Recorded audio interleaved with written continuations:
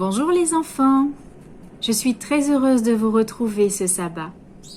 C'est une belle journée qui commence et j'aimerais partager avec vous un sujet très important pour toi et pour Dieu.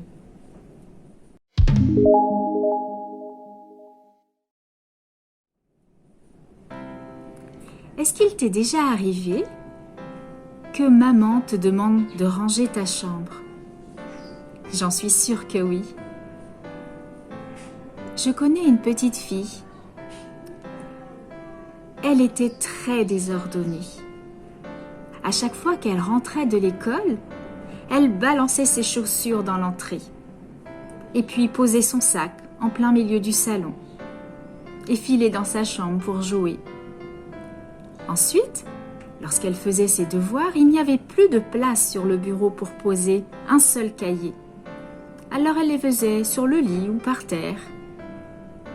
Quand elle avait terminé ses devoirs, elle laissait tout comme ça. Quand elle arrivait pour se coucher la nuit, le soir, elle avait pas de courage de refaire son sac, alors elle mettait tout par terre et s'endormait.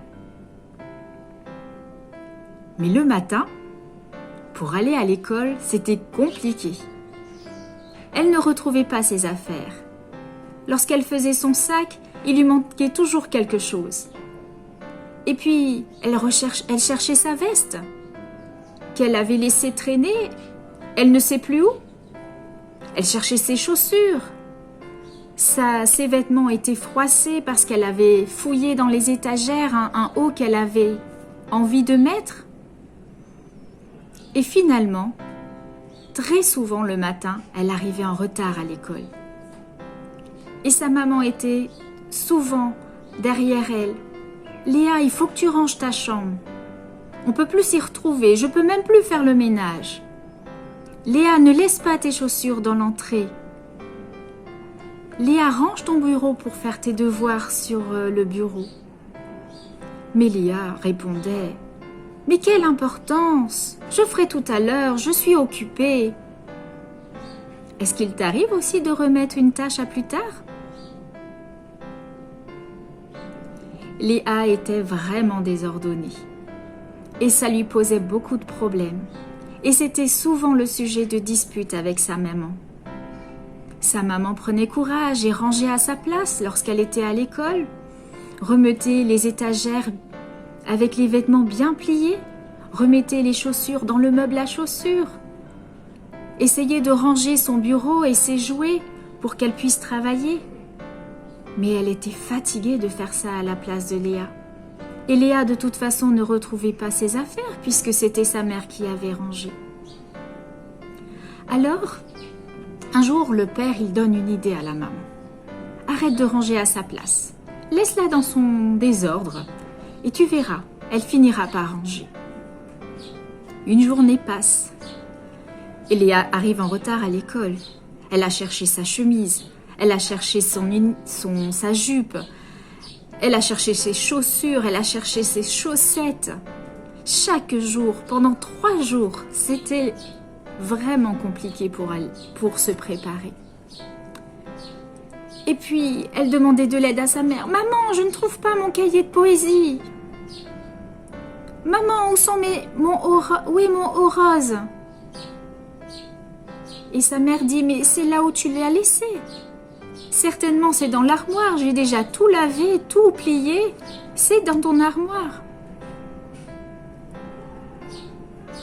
Finalement, un jour, elle arriva tellement en retard.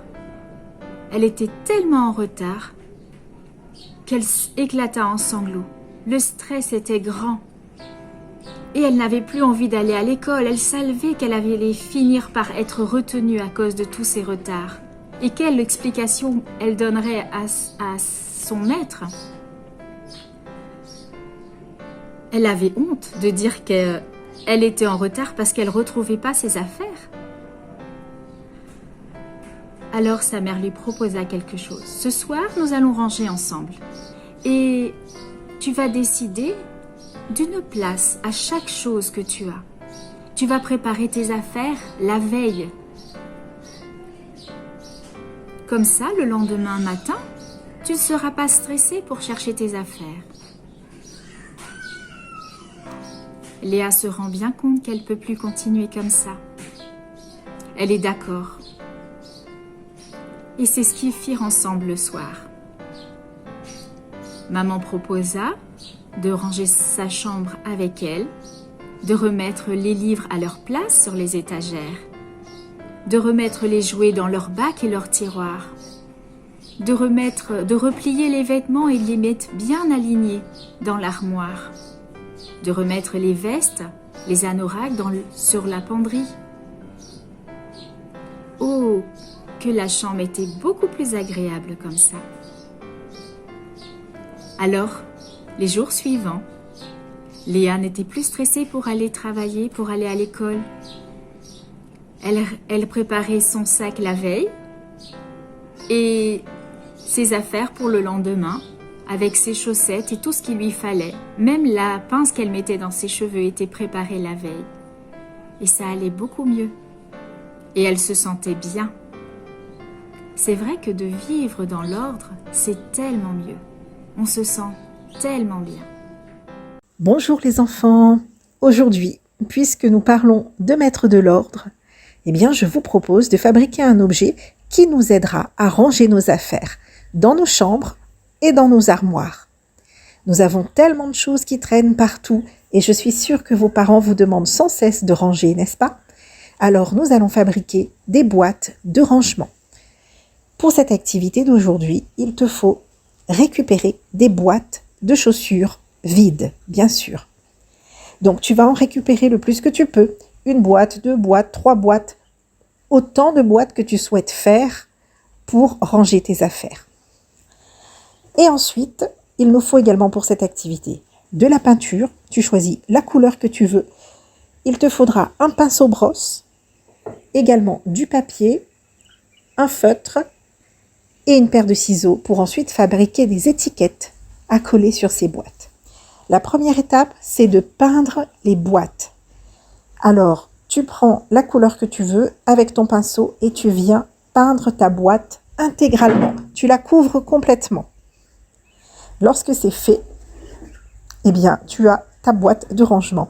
Il te reste à mettre une petite étiquette sur le dessus et à préciser qu'est-ce que tu vas ranger dans cette boîte. Par exemple, mes chaussettes ou encore mes Legos, mes feutres ou alors mes t-shirts. À toi de voir tout ce qui traîne dans ta chambre et qui a besoin d'être rangé. Alors, tu peux fabriquer des boîtes pour toi, mais tu peux aussi en fabriquer pour tes parents. Eux aussi, ils ont beaucoup de choses à ranger. Tu peux me croire. Amusez-vous les enfants. À bientôt, au revoir. Sais-tu que Dieu aussi est un Dieu d'ordre?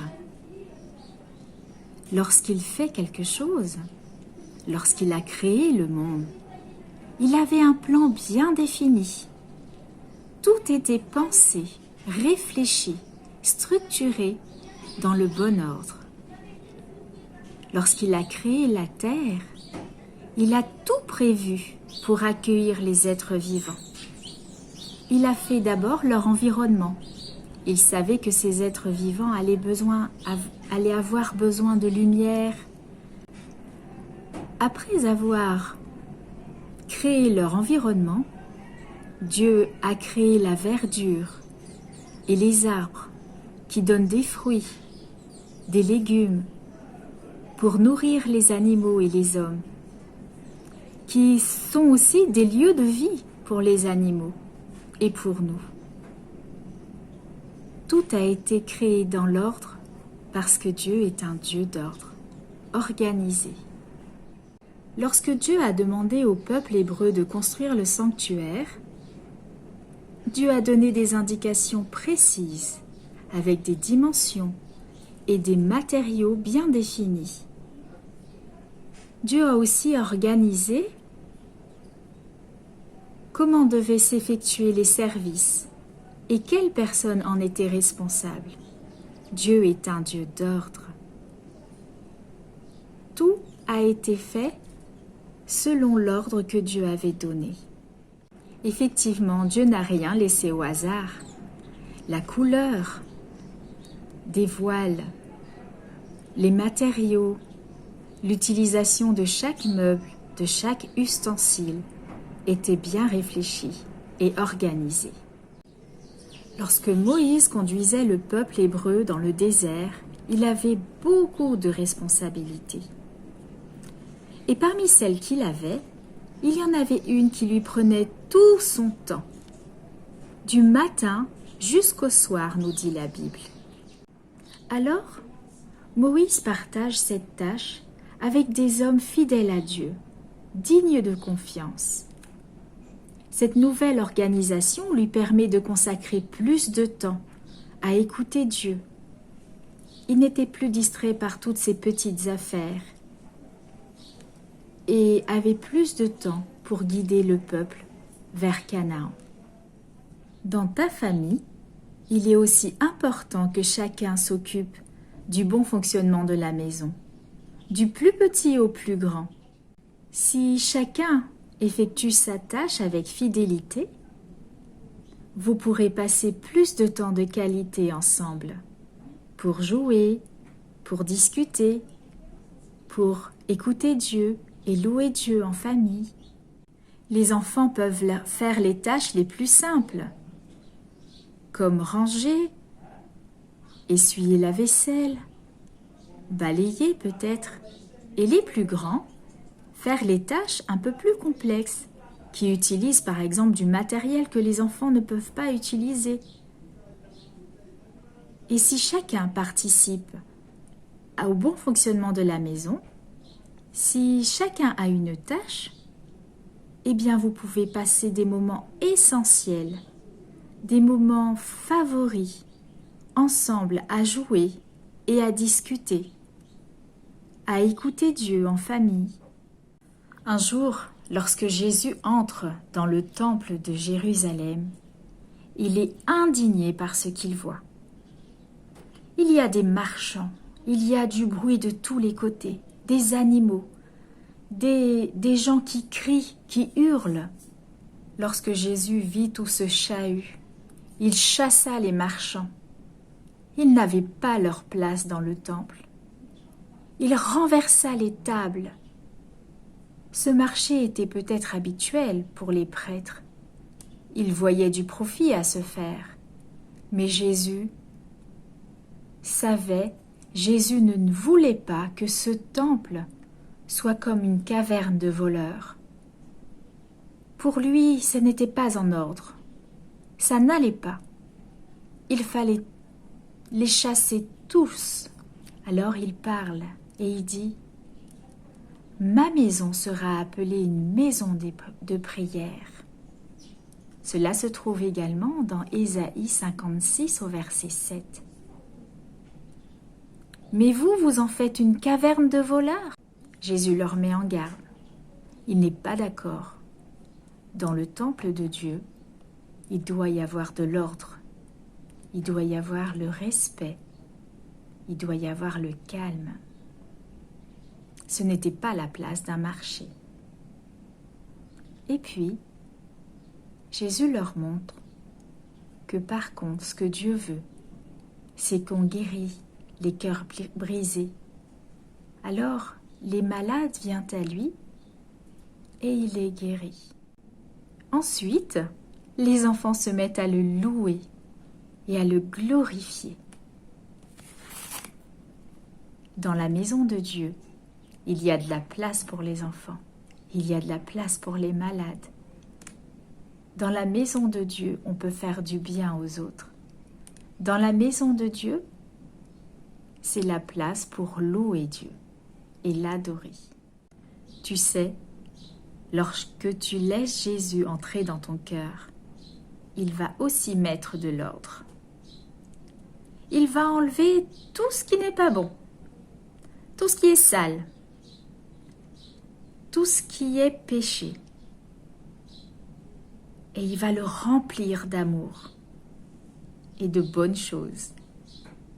Veux-tu le laisser faire le ménage? Veux-tu le laisser mettre de l'ordre dans ton cœur? Alors laisse-le entrer et tu auras une vie heureuse. et tu rendras les autres aussi heureux. Bonjour à tous, aujourd'hui je vais vous lire Philippiens 4 du verset 6 à 9. Ne vous inquiétez de rien, mais en toute chose faites connaître vos besoins à Dieu par des prières et des supplications, avec des actions de grâce. Et la paix de Dieu qui surpasse toute intelligence gardera vos cœurs et vos pensées en Jésus-Christ. Au reste, frères, que tout ce qui est vrai, tout ce qui est honorable, tout ce qui est juste, tout ce qui est pur, tout ce qui est aimable, tout ce qui mérite l'approbation, ce qui est vertueux et désigne de louange, soit objet de vos pensées. Ce que vous avez appris, reçu et entendu de moi, et ce que vous avez vu en moi, pratiquez-le, et Dieu de la paix sera avec vous.